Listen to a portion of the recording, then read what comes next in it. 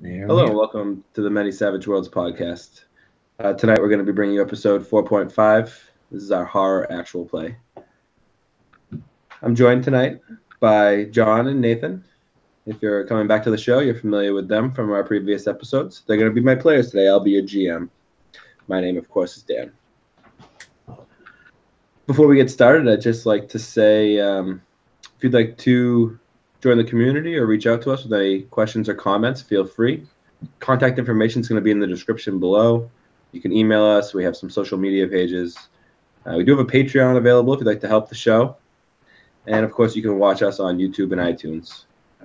Hopefully that was a little bit of a shorter contact information list. As my fiance pointed out, I get a little long-winded. I think she'll be happy with it.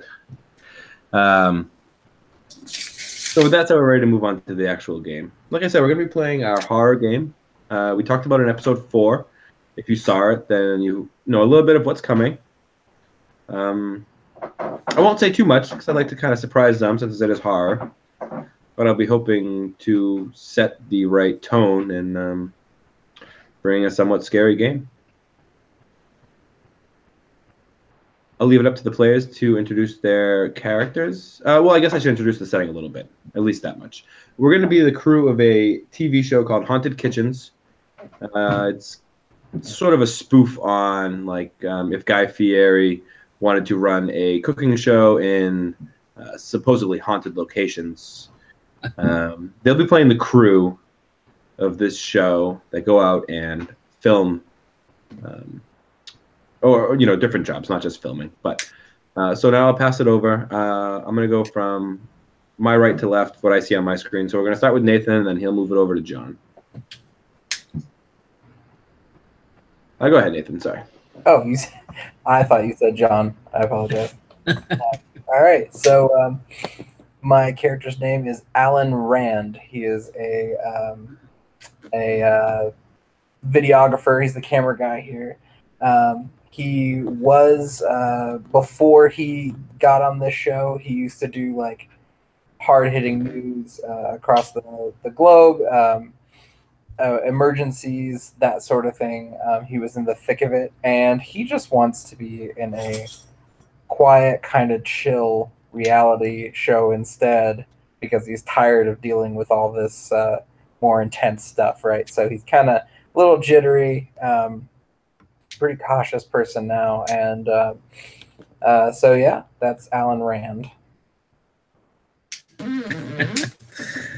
And backing him up, also on the crew, is Samuel Chesterfield. His buddies call him Sage. Let me begin by saying he is completely fictional. He's not based on anybody real. But he's a parapsychologist and sound engineer. He did some shows with the Grateful Dead. He's an ordained shaman in the Andalusian tradition, and he's currently writing a book about his adventures with the crew called Tripping in the Haunted Kitchens. He wears a straw hat with a bead band and turquoise medallion, and he carries a ceremonial obsidian dagger when he goes on these little trips.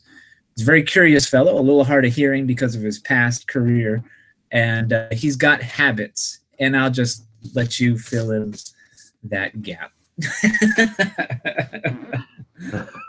That's great. Thanks, guys. Yeah, so as for the positions of the crew, we're going to have Sage. He is the official paranormal investigator, parapsychologist, officially, unofficially, and then also works as general crew hand. And then, of course, Alan is the cameraman. I don't know if that was said. I'm sorry. I was writing some notes during that, but I just wanted to make sure. I missed it, but it doesn't mean that the listeners did the first time around. So Yep. with that said, yeah, so you guys have been on the show for a couple episodes now. The general idea is that, this is another one of those pumped out, ghost shows that people don't take a lot of stock in whether, people speculate, oh, is it real, is it not real? Most people probably don't think so.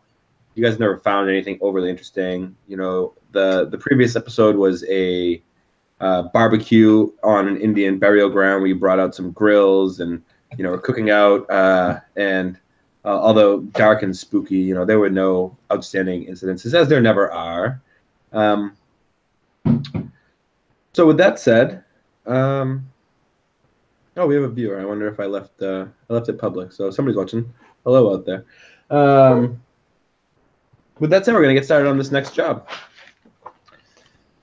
For this next episode, the crew and the host are being sent out to it was a shutdown psychiatric hospital.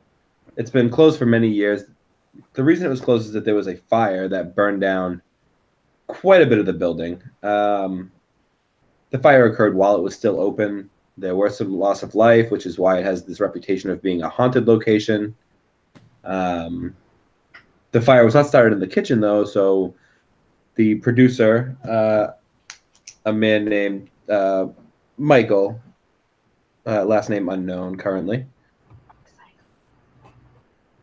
he did some scouting, and they found that the kitchen is still intact with a lot of the original equipment, although dirty, is still there.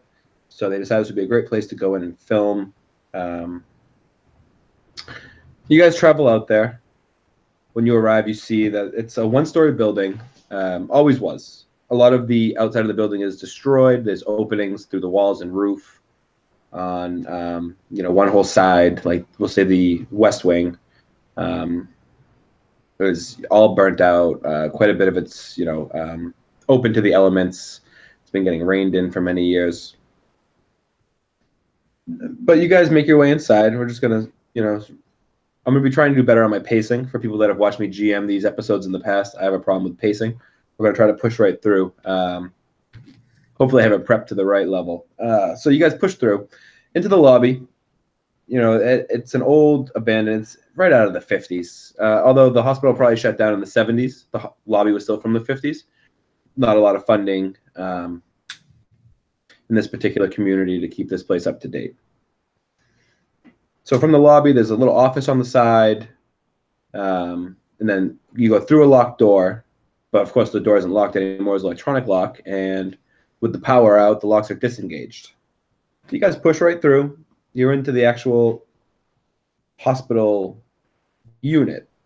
It's a long hallway. When you step in, running, left to right, all lined with just a variety of rooms. Some are hospital rooms, some are, storage, bathrooms, doctor's offices, like clinical rooms for like checkups, the whole gambit of different things. But you make your way into the kitchen because that's what you're looking for. The kitchen itself is small for a hospital kitchen. It has a couple steel tables, one stove, one old fridge. It's probably pretty disgusting. It's been abandoned for a long time. Although the room is intact, there is some water damage to the walls from the fire being put out and some of the elements that have seeped through. It's dark, dingy. But you guys get in there. You start setting up audio and video. And once you're all set up, the host arrives.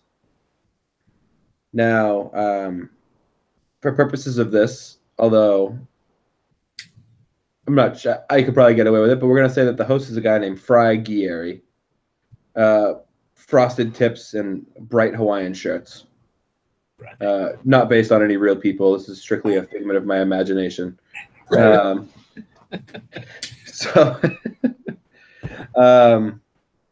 Once everything's all set up, the lights, the camera, and everything, he comes in and he's ready to shoot some of the opening scenes. He comes in real loud, big personality. That's, gets the stove going. Beforehand, the producers come in and they reactivate utilities. They make sure these things can be done, or they bring in adapters and propane tanks, whatever they have to do to make this a running kitchen. That's all done off camera, so the viewers just simply think that they walk into these abandoned kitchens that work, even though they've been shut down for 40 years with no utilities to the building. Little bit of that magic behind the curtain. So he fires up the stove. He starts going through the cabinets looking for different things. And there are some of the original pots and pans and cutlery. But, of course, they have brought in clean, modern things that are like staged in the cabinets.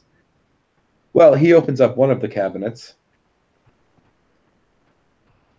And underneath all the pots and pans, because he brings them out and he goes, oh, wow, shows off with the dirty ones. And, this is an original from this era, and talks about the different craftsmanship. He finds a stuffed teddy bear. He takes it out and he's remarking on it. Oh, look here, I found this old stuffed teddy bear down in this cabinet. It's probably been here since the day the hospital was shut down. And I wonder if it belonged to, this must have been very important and special to somebody a long time ago, maybe a kitchen worker or one of the, and it's just going on and on. I'll pop open the laptop and start doing some research on any past staff or patients who might have had a thing with stuffed animals. Sure. Yeah, you probably have, done some research either for your book or as your official job title, air quotes on that, because it's his unofficial job that he just takes way too serious, but it's a passion to him. So, you started you have some stuff bookmarked and you're popping up different tabs on your laptop and seeing what you can find. Kind of feed it into his ear.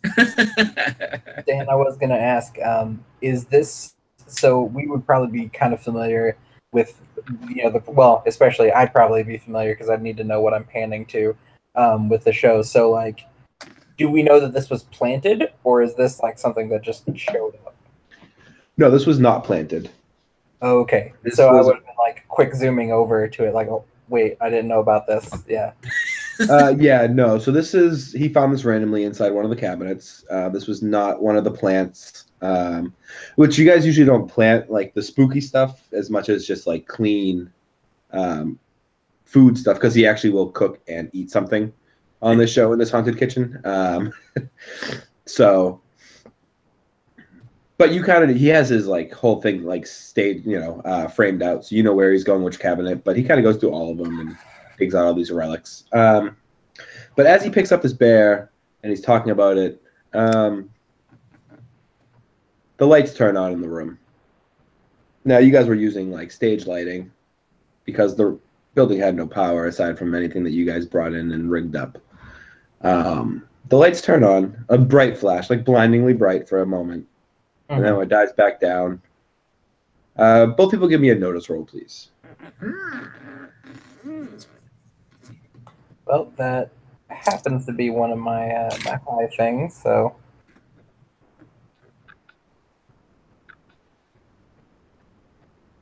Seven. I got a 5 or a 3 if it's sound related. Okay. No, so this is visually related, so you'll be one of the 5. Hang on 1 second.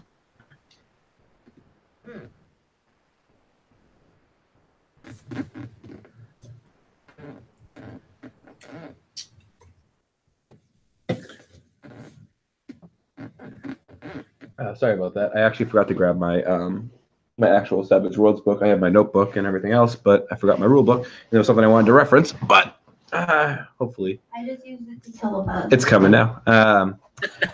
So you guys both passed your notice, and what you notice is the room does not look the same as it did when you guys walked in. The walls look cleaner.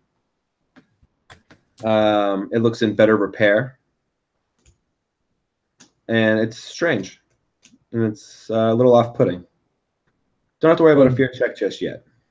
But what you do see, what you do not need a notice check, is you see this giant man, a little apparition-y.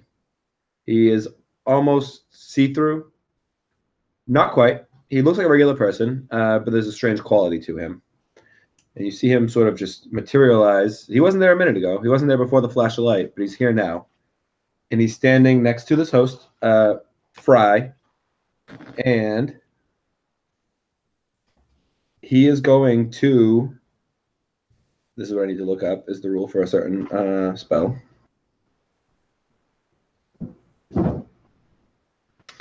That's not the one I want.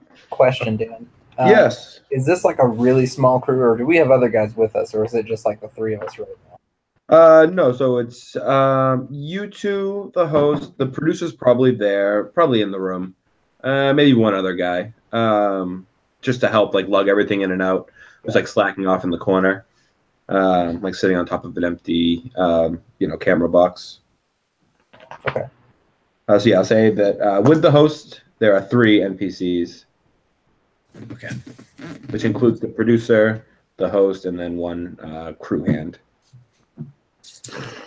And let me just read this because I did read it, but then as quick as I read it, I lost it. Because as many times as I try to memorize these powers, they don't stick. You'll get there. Someday. All right. So as he materializes, he sets to walk towards Fry, and he is going to throw a table, but he doesn't touch it. So essentially the table is just going to get up and fly across the room and smash into our beloved host. And his throwing is, there it is. All right. So he hits him, and I don't really need to roll because I'm pretty sure, well, I will anyways. I may as well not cheat us out of that, right? He could live through it. You never know. It's not really the point of what's supposed to happen here, but the dice decide, not me. 5, 10, 13. Sorry. Yeah, so the table flies across the room and smashes into Fry, and he collapses after this impact of those big stainless steel tables. And this slightly hollow-looking ghost man walks over and grabs the bear out of his hands and proceeds to walk directly out through the wall where the door is that you guys came in through. Now, I'd like you guys to roll a fear check for me. And if people aren't familiar, I can give a quick reference for the rules because I've never used them before, although I did do some reading up on it. So it's a spirit check. It's going to be at a -2. Okay. And yeah, just depending on whether we succeed or not depends on what happens. I missed by 1 with the -. Well, I took luck and great luck, and I tried using those bennies now. Yeah, 3. All right, so we both failed. Yes. I like that. I'm gonna die right here. It's quite possible, but no, I don't think so. Yeah. So D20 roll on the fear table. Oh yeah, with the +2, don't you? Yeah, so there is the +2. Plus, it's a heart attack. Yeah. Right, so don't roll a 19 or a 20. Shall I go first? Oh, sure. I got an 11. All right. You rolled the 11 or the end result is 11? Oh, I rolled 11, so it'll be 9. 13, it goes up. Plus Oh, 2. that's right, 13. Yeah. They invert it because it gets worse the higher the numbers go. Yeah. Okay. Take a look here. Oh, 19. Oh, that was close. Oh, no. Oh. So I imagine so I imagine he's like, as this guy like throws the table, he just starts screaming. He starts screaming obscenities and like zooming in and out and kind of like trying to get focus. All the while he is backing up with the camera, slow but steady. Yeah, I like it. But so with a 19, you also get the mark of fear. Nice. So I'll let you decide. So for people that don't know listening, the mark of fear is something visibly left behind from this experience. It could be a streak of white hair that just comes up out of nowhere, constantly twitching eye, this horrid, scared look on your face. It's some change to your physical appearance, and mechanically you get a -1 to charisma. But for this, it's just going to be a nice little narrative flair, as I don't think we're going to have too much charisma involved with this adventure. Now, you, John, or Yes. Sage, with a 13, you have developed a phobia. Oof. Now, I will say that usually the phobia should be related to how they developed it. And again, it's really great for a campaign, not super useful for one shot, although it could be depending on how long you run it for, because you just keep stacking phobias until they're so scared that they die of a heart attack. But because you had the bright flash of light, and then it came from the darkness, is sort of the light and dark. We're gonna give him a fear of the dark. Gotcha. He's now afraid that if it gets dark somewhere, this bright flash will come back again, and without the darkness, you can't have the light that brought this being about. No fear of teddy bears. All right. Oh, that's a good one. I don't know if I can use that in this, but you know what? We're gonna change it. I can't use them in the one shot. I don't even care. Sage is terrified of teddy bears. Teddy bears. Yeah, that's what he had, right? I was gonna say too. So it's probably what I imagine his mark of fear is. It's probably just he'll start like biting his nails a lot, like kind of like a quirk. He was already a nervous person anyway, so this just pushes him over the edge. So he's chomping on his nails very loudly, and he's just, oh, we're gonna die, we're gonna die, we're gonna die. He just starts, and he's backing up the whole time. This is like the flood all over again, and he's just, dude, snap out of it, dude. Here, take a toke of one of these. He was like, here, smoke this. We gotta put that teddy bear back in the cabinet, and we gotta call an exorcist. Yeah, so you guys are now alone in this room that is looking restored from its original condition, and your host is on the floor, very, very wounded. I'd even say to the point where you can tell by looking at him that he's mortally wounded. We don't have a medic on us, do we? No. I'm sure that maybe the producer could, no, I'm gonna say not even that. This is like a hokey like ghost hunting show. They don't even worry about stuff like that. I mean, they've probably called 911 on a cell phone, and but that will be the extent of that. Okay, where's the teddy bear? He carried it right through the wall with him. Oof. Okay, so the wall. Have we toured this hospital previously? Yeah, you've probably done some exploring. I don't see why not, right? I mean, even if just out of curiosity. Would we have an idea of what's on the other side of the wall he went through? Like what room he went into? Well, the one he went out through was the one that you came in through, like the wall that the door was on, so it leads to the hallway. Okay, he just went into the hall. Yep. Okay. Okay, I'll have the producer keep an eye on our host, Fry, make sure he's okay, make sure the medics know where to find him. And then, so I will take out my obsidian ceremonial and illusion dagger and some oils and kind of anoint it and do some prayers in Spanish. Okay. Make sure we get it on camera. So I'll if you beckon him to film, he'll kind of film it real quick, and then he'll go, yeah, we don't have time for that bullcrap, and then he'll pan it around to the door. And so what I'm gonna do is back up to the far end of the room, and then zoom in on the hallway to try to get a picture of where that thing is, or at all. But he is absolutely as far from the hall as he can be. All right, rock on.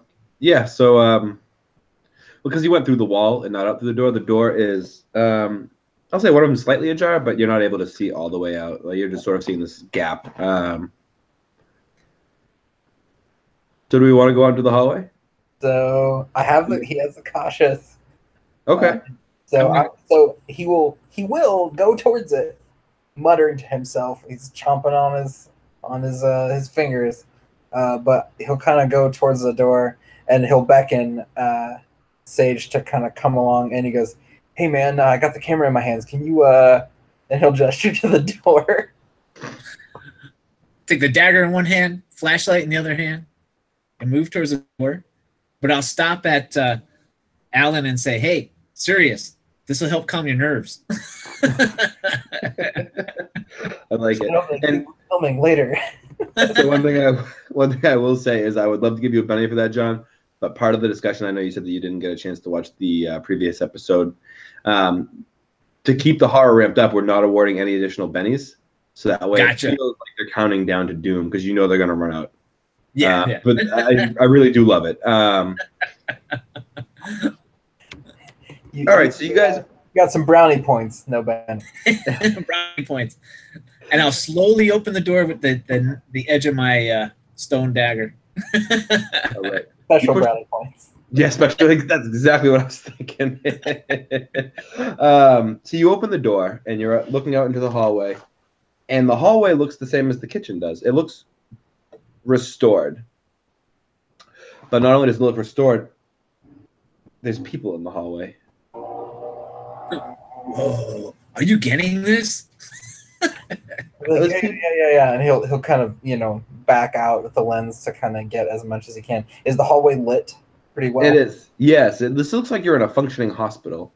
These people are walking around in like hospital gowns, or maybe like more like the pajama style, like the pants and shirt, not like the open backed ones you get like the emergency room. Yeah, so people are walking around in like hospital gowns, and you guys have just stepped into a fully functioning, working mental hospital in the 1970s. Well, as far as you can tell, that's the impression you're getting as you walk through this door. So I'd like another fear check, since the ghost was bad enough, but now you're surrounded by what you can only assume is an entire building full of ghosts. Any penalty or? I'll give you this one at a flat roll, no penalty.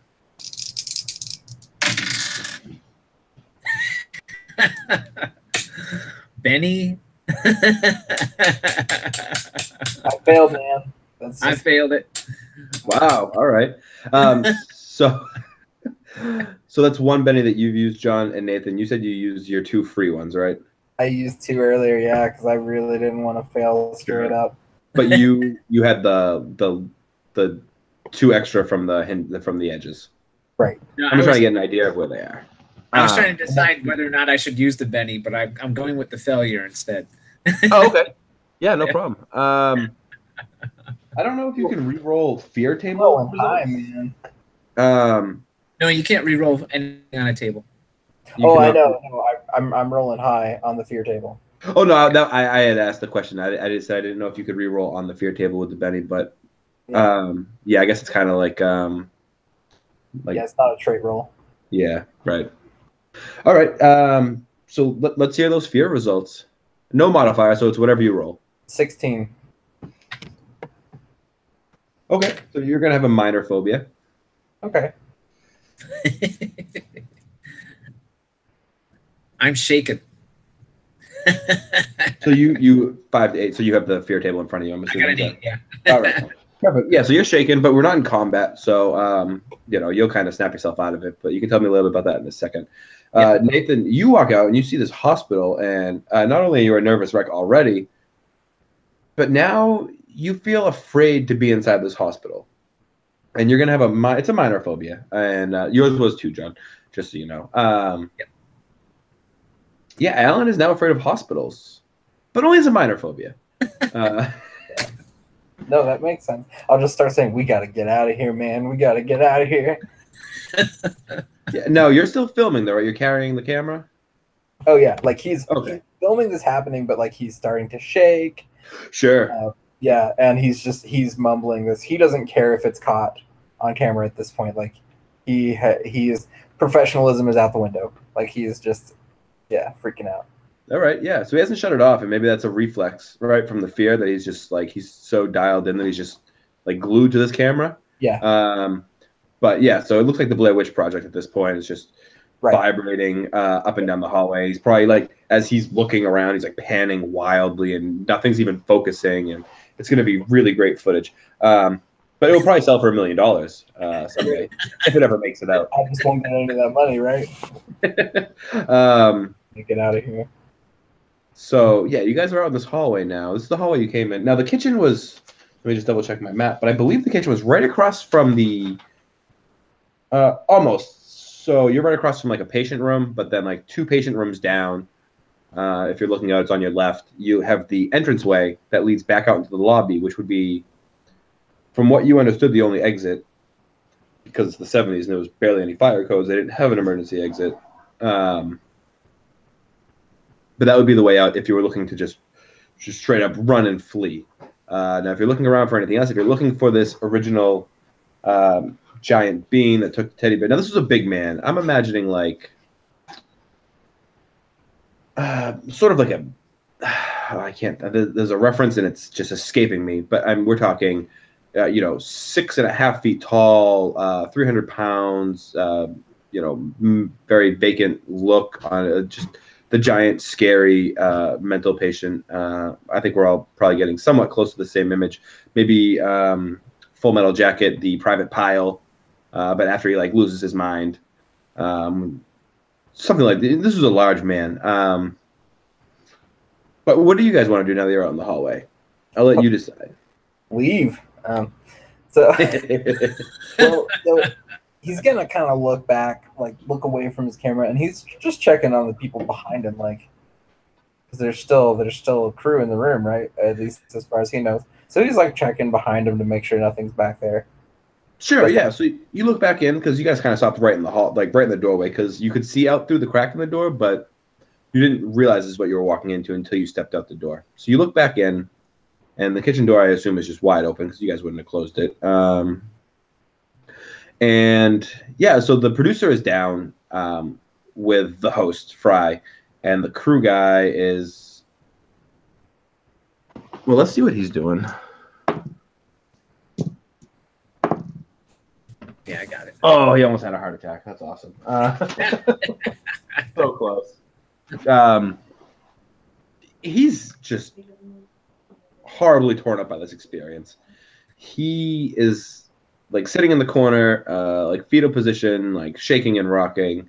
Just for the gameplay fact, because we're all GMs and we're talking, helping people learn about like campaign stuff.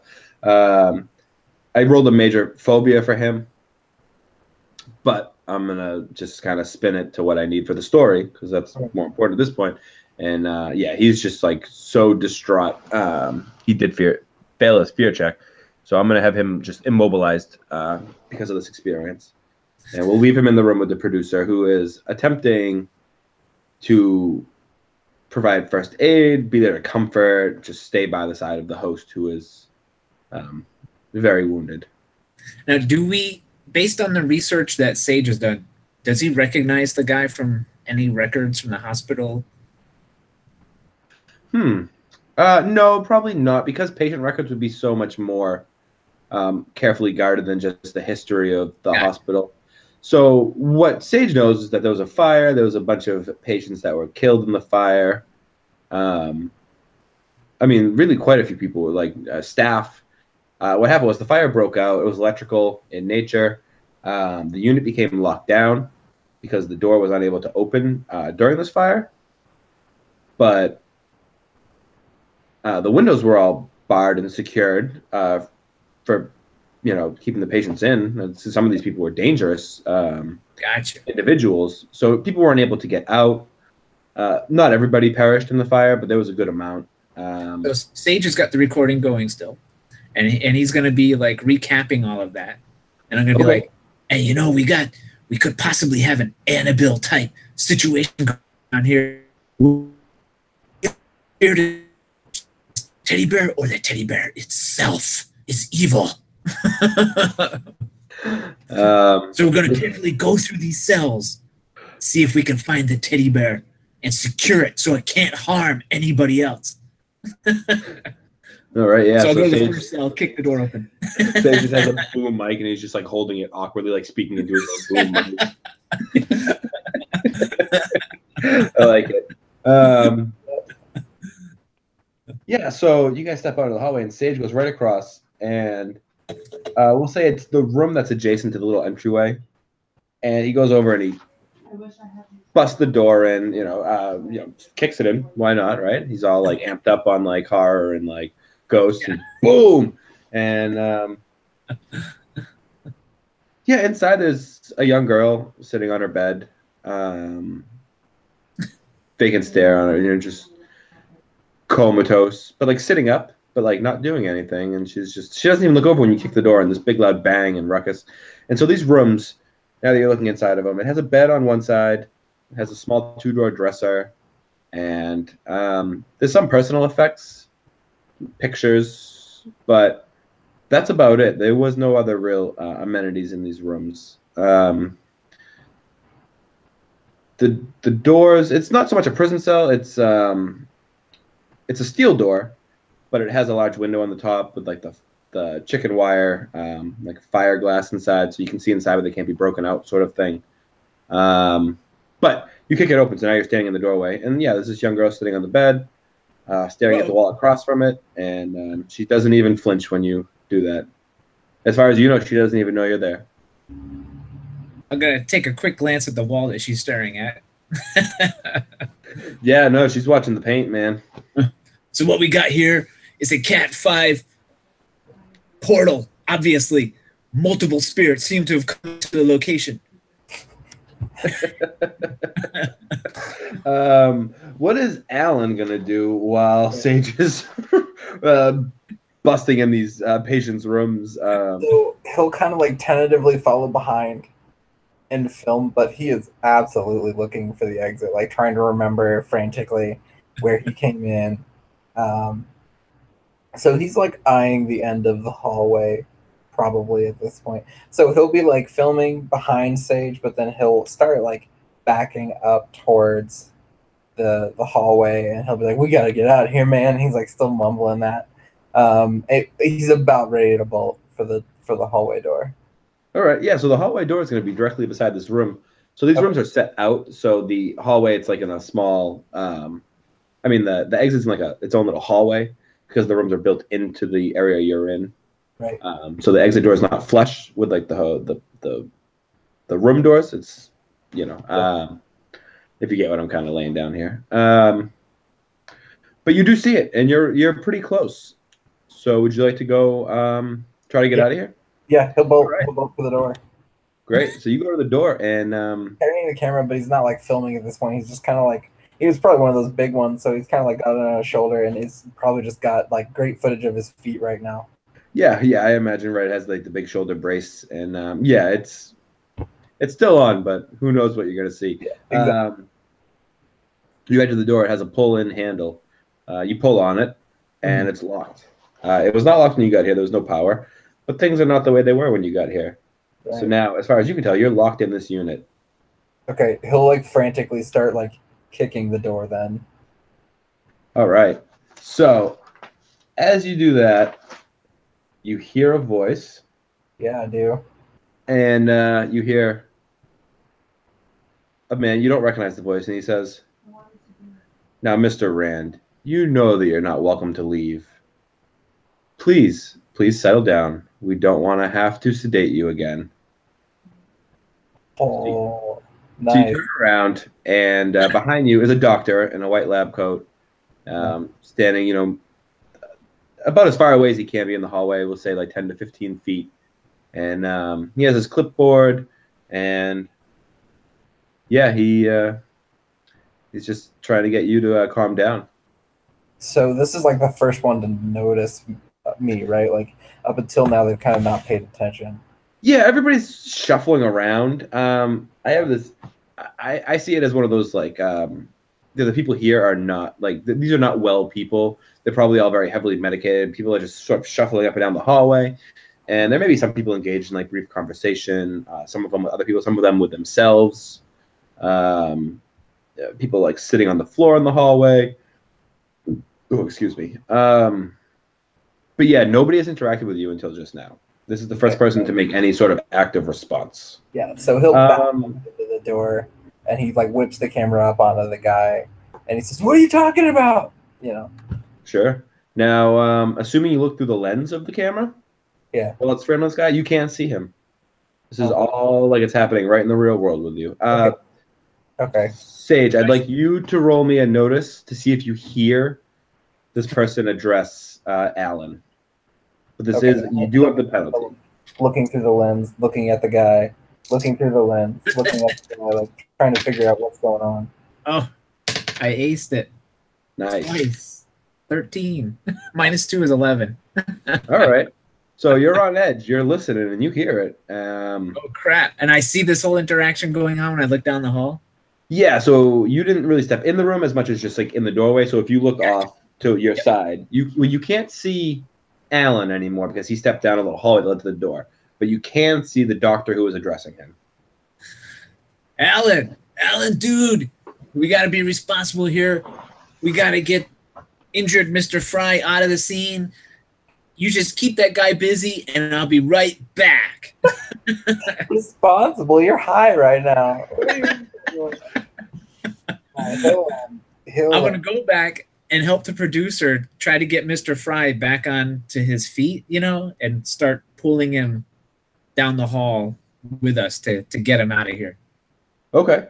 Yeah, so he is not able to walk on his own, but if you ask for assistance, the producer, you guys can grab him by like shoulders and feet and just sort of carry him out in a laying position. What are you gonna do with the crewman who's still in the corner, very distraught, not comatose, more like a shaking and crying situation? Call him by his name, tell him to snap out of it, and there's a 6-pack waiting for him back at the truck if he can get himself together and grab something heavy to bust down a door. Do your job! Right. Let me see if he can pass us. We'll give him spirit. I guess it would be unshaking, more or less. So let's see if he can snap himself out of it. Oh, I rolled a 1. No, he's... Now, unless you're going to actually stay there and try to keep going with him, he just doesn't know. You start talking to him and you call him by his name, Jimmy. Jimmy, and he just starts wailing even more loudly, sobbing hysterically. It's almost an embarrassing sight. This man is so torn up by the situation. I'll tell Jerry we'll just come back and get him later. Yeah, it seems okay enough with him. He doesn't. It's important that Fry doesn't die here because his spirit might get trapped in this mess. You know what? Yeah, you gotta look out for his eternal damnation. So you go back in and you are attempting to get Fry up and back out into the hallway. While you're doing that, go back to Alan. Alan, you are now back against this door with this doctor. Mr. Rand. I'd like to see you. You're due for your exam today. You have been making progress, and if you could come down to my office, we could have our conversation. Oh, sorry, that was probably hard. Absolutely chomping on his hand. He says progress. Starts kind of mumbling to himself. Progress. Yeah. Let's walk towards your office. Let's do that. But he's like about to just pee his pants, right? Terrified. But he's trying to stay collected here. And he's mumbling to himself. All right. What'll get you out of here? So he's just okay. Maybe this will work. All right. So you follow the doctor down the hallway. He has, like I said, there's some clinical offices, and you remember them from when you came in. And it looks like just a very basic exam room with a hospital bed, very outdated, but hospital bed, a chair that he sits in, a couple of medical supply cabinets, things like that. Excuse me. As you go down, you walk past the first one. He opens the door. He's sort of leading the way. And he opens the door to the second one, and he sort of stands in the doorway, gesturing for you to walk in. But as you walk by the first one, roll me a notice. 11. All right. That's what I'm talking about. I got the alertness edge, so. Oh, there you go. Nice. You notice out of the corner of your eye, maybe because you were looking as you walked by the first one just to see, although you're terrified, it's part of what you do. You are a cameraman. You see things. You see this large man that you remember from the kitchen.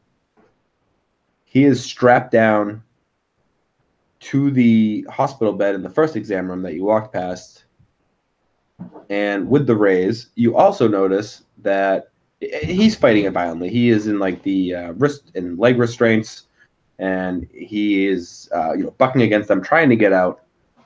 But you see on the floor a few feet away from him is that teddy bear.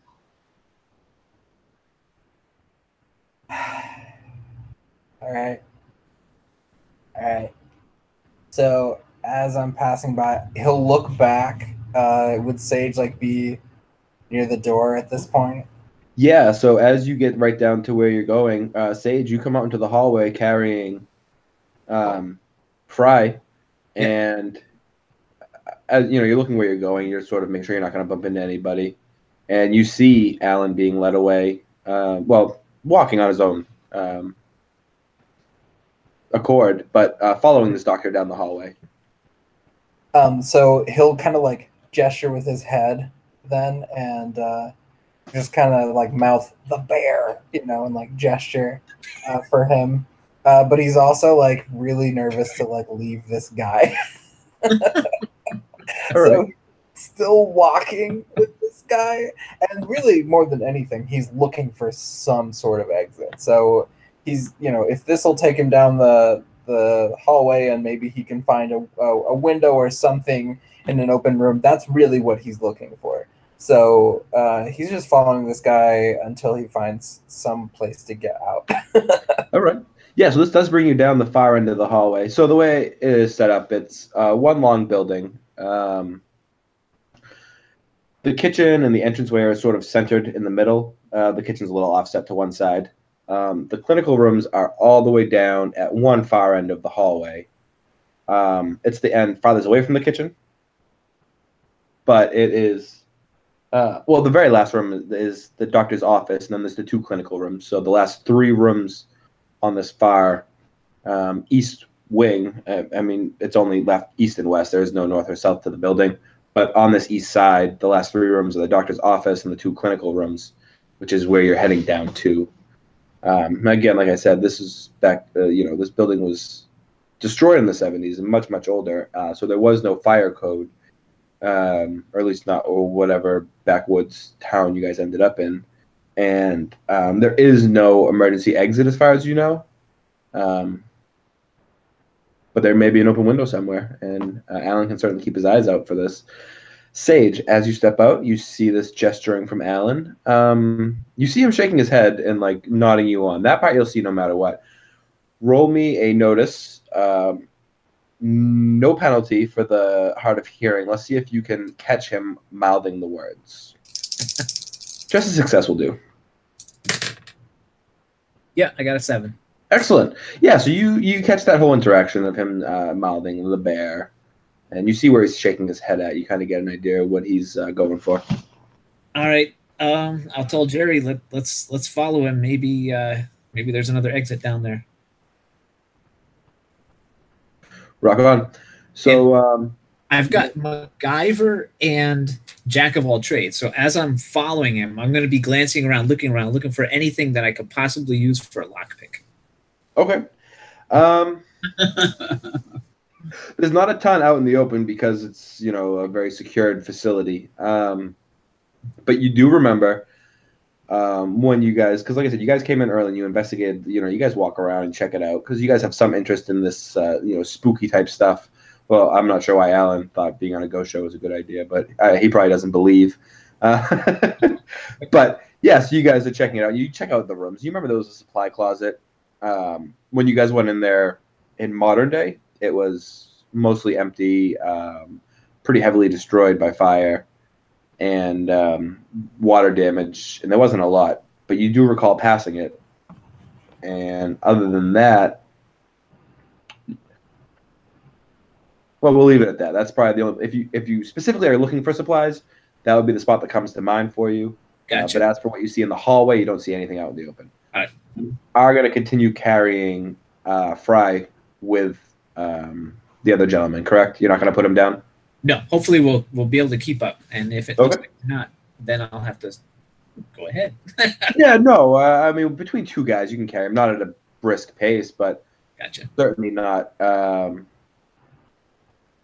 enough that would hinder you. But you guys are out in the hallway now, and you're moving around carrying this person. So an orderly steps out. Now, you think he's a gentleman in a white uniform. And he says, "Hey, what happened to that guy? Did he get hurt? Does he need help?" He had a table thrown at him. Who threw it? These guys. I'll describe the big guy. Oh, and a teddy bear. Jack. Oh God, he's always that boy. He can't control his temper. If somebody touches that teddy bear, he loses. Can do All right, listen. Grab his legs. Grab his legs for me. So he's gonna call over another orderly, and they say we'll get him into the doctor's office, and we'll get someone to look at him. Oh no! I need you to go back to go back, just go. And so two guys come over and they pick up Fry, and they carry him off down the hallway. Gone. All right, Jerry, let's go. Hopefully we'll find him. So you and the doctor step into the doctor's office, but right as you do, the orderly comes through the door. He says, Doc, we need this room. This patient was hurt. Damn, what I call him, Jack a second ago, it was either Jack or Jacob. I can't remember which one I decided on, but damn, Jack threw a table at him. I don't know what. We took him off kitchen duty, but he still goes in there and hangs out, and something must have happened between the two of them. So listen, we got to check this guy out, and they throw Fry up on the doctor's table. Doctor says, "Oh my word! Oh goodness! Yes. I'll page the nurse. I need to speak with Mr. Rand. It's time for his clinical exam, and that's okay. I will move him to my office, and we'll get the nurses in here to look at Mr. Guerri, and we will. Thank you. Please, he'll be okay. You just go about keep an eye on the patients, will you?" And the orderlies leave the room, and the doctor, Mr. Rand, please step into my office, and I'll be right with you. Okay, And so he'll step in then. So the doctor's okay. Yeah, he'll go in then. so the office is just a desk, some bookshelves, but across from his desk he has a couple like chairs. It's nice. It's not nearly as like clinically sterilized looking as the rest of the building, because this is where he would sit and do his paperwork and more of his downtime stuff. But he has invited you in, so you go in and sit down. Or maybe you don't sit down, but you go in, and that's what you see. But we'll skip back again to Sage. So Sage, you see, they carry Fry off. They bring him into the room. You are now left in the hallway to your own devices. This is a hot mess, I say to myself. Where did Alan go? I'll go follow him in that direction. All right, yes, you come down, and Alan comes out of the room the orderlies go in. Alan comes out, a minute or so later, and you guys are back in the hallway reunited. Did you see the bear? You were mouthing the bear. Yeah, he's back in that room. He'll gesture back. I was gonna say though, I wanted to search the office really quick. Sure. I'm trying to find anything that might help me bust the handle on the locked door to the exit. Right. Yeah, so you start rummaging. Like something heavy, like a heavy bookend or something like that. Okay. Yeah, I imagine you'd find something. Okay, I got a 7. So. Yeah. Okay.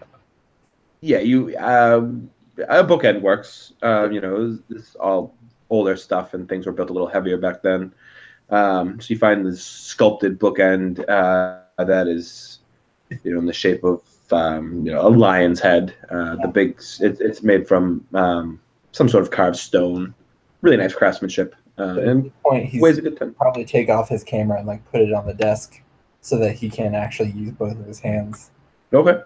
And he'll kind of pat it and say, "I'll be back for you," and then he'll grab his bookend and then head out into the hall. And that's, I guess, when they would meet up probably.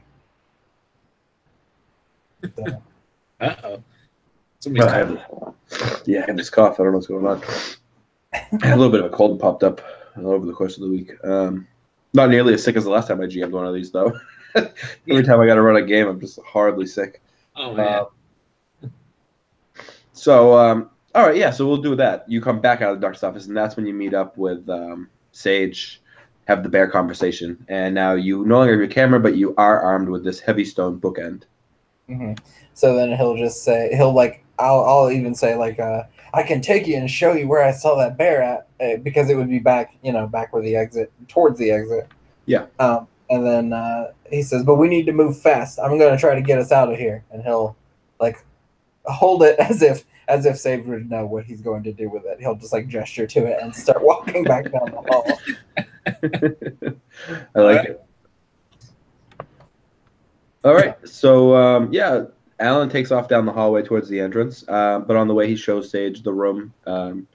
As I said previously, Sage sees the same thing. You see this hospital room, exam room, with this large man, Jack, as you've now learned his name to be. He is restrained to the bed, and on the floor is his bear. Uh-oh. Uh-oh. Now, who's got the camera? Oh, I left it on the desk. Oh, man. Yeah, because I want to get out of here, man. So he keeps going back towards the exit, mumbling to himself, and he's just, biting on his nails. So he'll just go over to the door and like look around the hall real quick to see if anyone's watching. No, so the orderlies, the staff are not around, and the patients couldn't seem to care less about what's happening around them. So you feel more or less. Sorry, I missed some of that conversation. I was trying to listen to one of you. My daughter just got out of bed. Much past bedtime. I don't know what her issue is, but I guess I'll find out soon enough. Is Jerry still with us? Yeah, he's just sort of awestruck by this whole situation, and he's following behind you. I'm like, Alan, where'd you leave the camera? I'll be like, why does that matter? And he like picks up the bookend over his head and he's like, we're gonna get out of here. This is groundbreaking. You want me to roll like strength, Dan? Yeah, give me a strength roll. Okay. I don't have the breaking object stuff open, but we'll just do it nice and easy. Basic 4. strength roll. 4. That's a success. You hit it, and you hit it hard.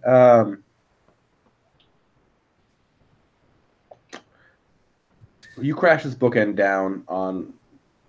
So it has a pull handle. You hit right at the handle, thinking that's probably where the lock mechanism is. Yeah. That is protecting this door. You hit it. You probably hit it a couple times Right. as you do work on it. You start to smell something. Oh no. Oh, Yeah. no. Yeah. So you smell smoke. And as you start to smell the smoke, you start to see the black discoloration creeping up from where the lock mechanism is up through the inside, from the inside of this door heating up. From what you can only guess is an electrical fire that you've just started inside this door. It's not my fault. All right, that's fine. So he'll just out of surprise drop the bookend on the ground, back Okay. up, and he just kind of turns around, looks around real quick, and he goes, "It's my fault. It's my fault." Totally shout it, and like he's recognizing too. Oh crap! Here's the fire. So, he will like run towards Sage, wherever Sage is. Oh, no. At this point, like convinced, like there's no way out, right? Like there's nothing. So he rushes towards it and he goes, "Do something to the bear! A hex, a curse, something! Exercise!" Exercise. Although that is the correct word, it just sounds great in this context. Yeah, it does. So, Sage, what are you going to do now that Alan is running up to you, freaking out, yelling about this bear? I told Jerry to go, well, while he was running down to the door, I told Jerry to go get the camera, see if Alan left the camera in the room that he just came from. And I just pictured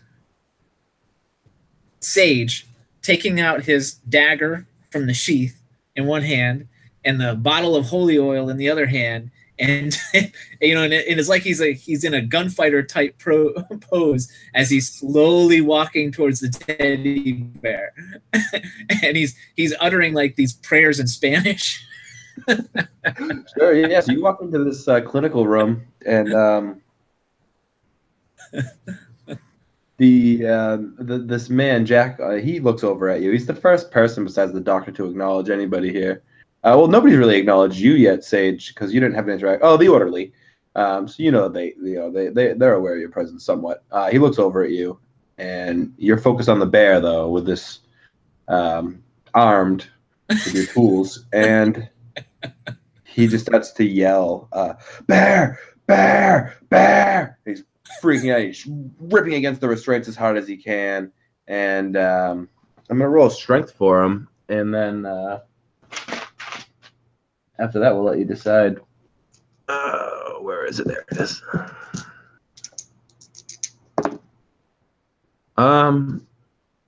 So he rips it. One of the hands comes loose from the restraint. The restraint snaps off the table on one of his hands, but he's still secured to the table. But he's up much more than he was. And he's using that free hand to try to pull the other. He's not undoing the restraint. He's trying to just rip the other restraint loose from the table as well. Dude, I'll get you your bear.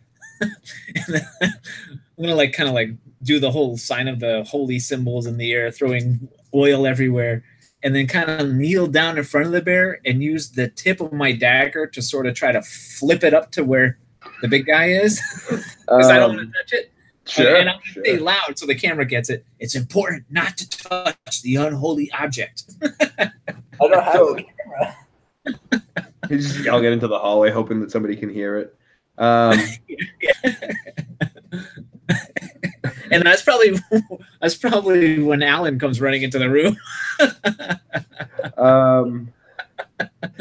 Roll me an agility.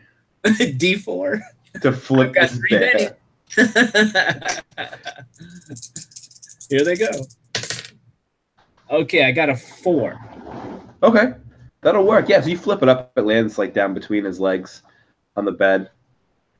He's bear, and he reaches down and he grabs it. And my fiance is mocking me. He grabs it. As he grabs it, let's see. Yeah, we're at time. As he grabs it, the building instantly converts back to its condition when you guys walked in. He's gone. Alan, if you weren't in the room yet, I'll leave it up to you. We'll say you were still on your way in. Everybody disappears out of the hallway instantly in a flash. Like somebody just flipped the light switch. You're now alone in the hallway. Like in the dark? Is it dark again? Yes. I'm gonna get on the walkie-talkie and say, "Are you awake yet?" Yeah, the producer, he comes running down with the camera. He's in the hallway with the camera as this happens, and he sort of just freezes at his steps as well. And point down the hall. Go get Fry. Bug out time. Let's get out of here. Yeah, so probably need one. So just to wrap this up, since we're at time, I'll grab the narrative control real quick and just steal my player agency from you guys. You guys gather up Fry. You guys had called 911 when this whole situation, when he was hit with the table. You were able to get reception. Maybe the producer carries a satellite phone, depending on if you guys are going out to these places that are really outside. But you're not so far outside of, a developed city. We're like in Arkham. Yeah, pretty much. And you grab Fry. You slap around the kid, Jimmy, I think it was, and you get yourself all together. As you guys are getting out to the lobby, you see the blue and red lights come flashing down the driveway of this building. You're greeted by police and paramedics, and you're able to get Fry the medical attention he needs. He's loaded up into an ambulance. You guys are all checked out by paramedics. You guys are all...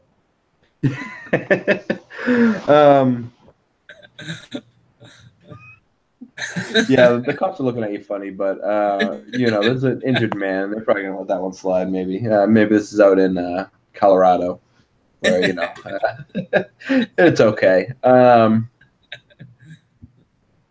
You guys gather up your equipment. Get some flashlights down. You had them when you came in. They'd be around somewhere, and you guys make your way back out of here. And that's it. We're gonna just kind of wrap it up with a quick little ending like that. And everybody's okay for the most part, right? A little shaken up, a little more terrified, and poor Alan's bitten right down to his nail beds almost at this point. Oh yeah. And but But yeah, that's where we're gonna leave it. That's cool. If we were to do a follow up and say what happens after that, you guys get out of there. You bring the camera footage down, put it on, and to watch it. And let's see. Let's see if you get the footage on. I was gonna say all static, but should it be? Let's roll a dice. I rolled a 4. So yeah, you guys get the footage. You have all this amazing, weird, freaky footage on camera now. Nice. And people are gonna think it's faked. There's gonna be a lot of accusers saying that none of it was real and it's all hogwash that you guys did for ratings. But you guys know the truth. Alan will undergo some intense psychotherapy to try to deal with these new issues. Sage will never go near a teddy bear again, but yeah, that's okay. I try to contact the relatives of the, that famous demonologist and tell him that there's an artifact that he should go and find in the sanitarium, but he can do it without me. Right on. Yeah, we're gonna wrap it up there. Oh, I hope you guys, the pacing was a little better. We got through most everything I had set up. It wasn't combat heavy. I hope I set like a nice spooky tone with some of the interactions that happened, and I had fun. I hope you guys did too. Yep, that was a blast. Excellent. Glad to hear it. So with that said, to everybody listening and watching, thank you for joining us. I hope you enjoyed it as much as we did. Again, just let us know what you like, or reach out to us. One thing I'd love to say is that if you do enjoy the show, please leave us a rating and a review on iTunes. It helps us get more exposure. It brings us up higher when people search for things that fit the category RPG, Savage Worlds, things like that. The more people rate and review us, the more likely we are to get exposure to new listeners, and that helps us out a lot.